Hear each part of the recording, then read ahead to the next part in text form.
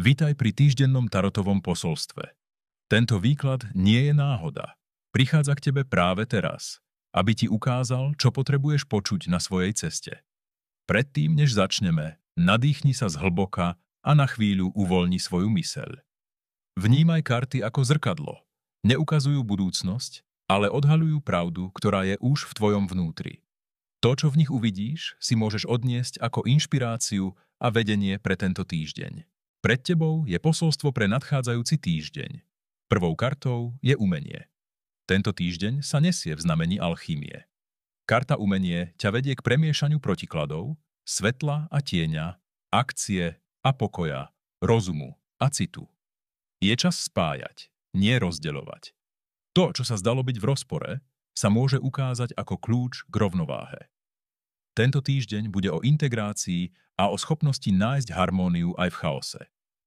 Druhou kartou je 6 palíc, víťazstvo. Výzvou je víťazstvo samo. Budeš cítiť túžbu po uznaní, po potvrdení, že si na správnej ceste. No tarot ti pripomína, skutočné víťazstvo neprichádza zvonku. Nedaj sa zviesť ilúziou, že potrebuješ potlesk druhých.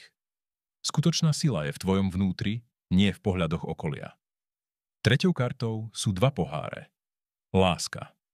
Darom tohto týždňa je spojenie. 2 poháre prinášajú stretnutie srdca so srdcom, či už s inou osobou, alebo s vlastnou vnútornou časťou, ktorú si dlho odmietal. Táto karta hovorí o vzájomnosti, o priateľstve, o láske, ktorá vyživuje. Všímaj si vzťahy. Môžu byť tvojim zrkadlom aj liekom. Štvrtou kartou je Aeon, posledný súd. Tento týždeň má silu transformácie. Aeon ťa volá k prebudeniu, k tomu, aby si vystúpil zo starých vzorcov a prijal nový pohľad na seba i na svet. Je to karta duchovného prerodu, momentu, keď už niet cesty späť. Využi energiu týždňa na to, aby si sa rozhodol, čo už patrí minulosti a čo si odnesieš do budúcnosti. Tieňovou kartou sú 2 palice, nadvláda. Pod povrchom cítiš tlak, potrebu prevziať kontrolu. 2 palice nesú energiu moci, ktorá chce vládnuť. Tieňom tohto týždňa je pokušenie presadzovať svoju vôľu silou.